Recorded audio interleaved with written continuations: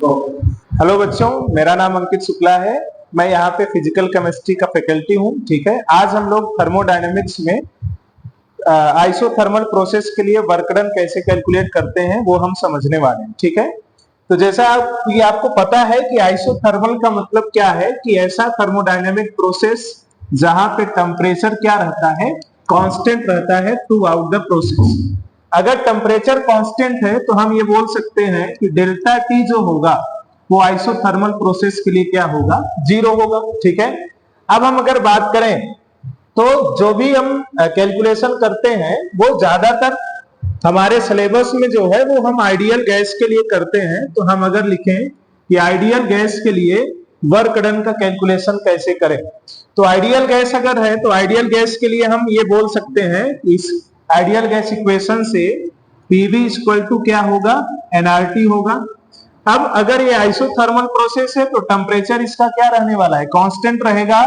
और number of moles किसी भी प्रोसेस के लिए अगर रिएक्शन नहीं हो रही है तो हम बोल सकते हैं कि नंबर ऑफ मोल्स कांस्टेंट रहेगा।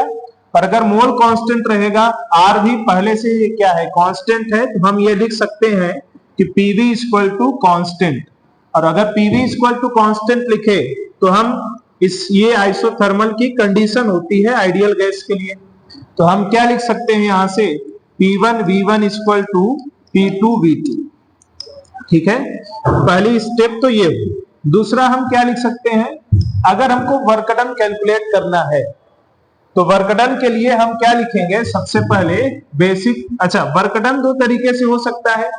पहला तो वर्क डन हम लिख सकते हैं आइसोथर्मल एक्सपेंशन के लिए। अब एक्सपेंशन दूसरा किसके लिए लिख सकते हैं, आइसोथर्मल कंप्रेशन के लिए। अगर बात करें एक्सपेंशन की तो हम अगर एक कंटेनर में गैसेस को फिल करें और यहाँ पे अगर पिस्टन सिलेंडर हमारे पास है तो हम यहाँ से एक्सपेंशन की अगर बात करें तो मान लो पहले हमने ये प्रेशर और वॉल्यूम जो है इस गैस का वो P1 V1 माना, और आफ्टर एक्सपेंशन इसका प्रेशर ये मान लो पिस्टन यहाँ पर था, पहली पोजीशन इसकी ये थी, और एक्सपेंशन कर रहा है तो इसका वॉल्यूम इंक्रीज कर रहा है तो प्रेशर भी चेंज होगा। तो हम बोल सकते हैं कि इसका प्रेशर जो आया फाइनल P2 V2 आया है। अगर हम एक्सपेंशन की बात करें तो एक्सपेंशन के लिए हमको पता है कि जो वर्क डन होता है, अच्छा एक्सपेंशन में भी दो पाथ हमारे पास हैं, एक पाथ है रिवर्सिबल पाथ और दूसरा पाथ है इरिवर्सिबल पाथ। अगर इरिवर्सिबल पाथ है तो उसके लिए हम वर्क डन का फार्मूला क्या लिखते हैं, -P डेल्टा V। और अगर हम रिवर्सिबल पाथ के लिए लिखें तो रिवर्सिबल पाथ के लिए वर्क डन हम लिखते हैं -P एक्सटर्नल dV। तो अगर हम बात करें वर्क डन एक्सपेंशन में रिवर्सिबल प्रोसेस के लिए, तो रिवर्सिबल प्रोसेस के लिए हम क्या लिख सकते हैं, -P एक्सटर्नल dV।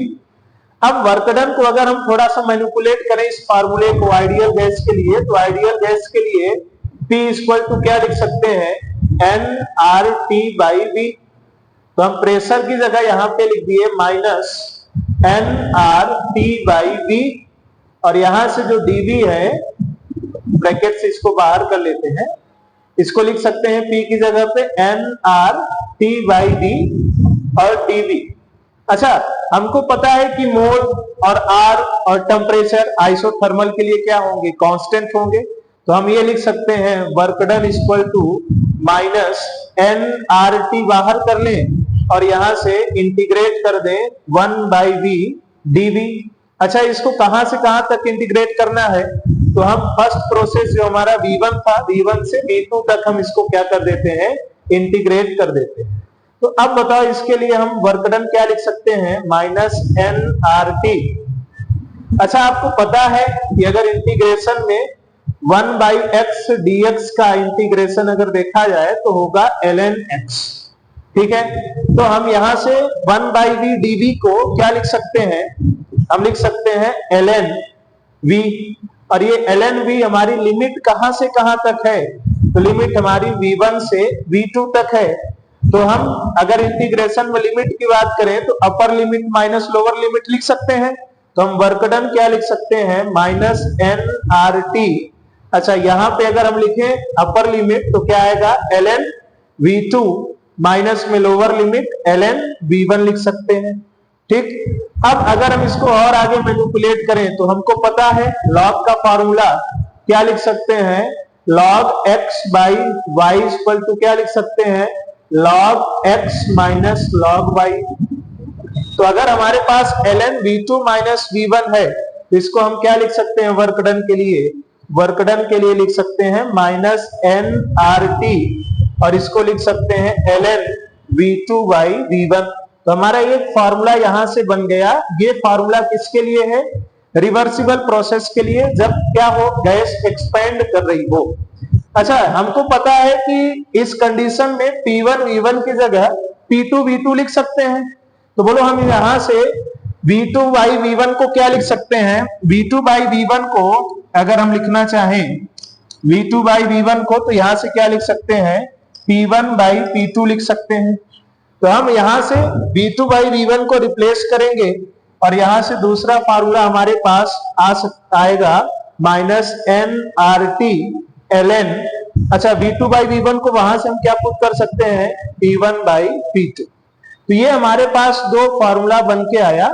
ये दोनों फार्मूला किसके लिए है, जब आइसोथर्मल प्रोसेस में आइडियल गैस में एक्सपेंशन हो रहा हो और ये एक्सपेंशन कैसा हो रहा हो, रिवर्सिबल, तो फिर हम यहां से direct formula work done calculation के लिए ये V के टर्म में और ये P के टर्म में लिख सकते हैं। तो थैंक यू, बाकी का नेक्स्ट क्लास।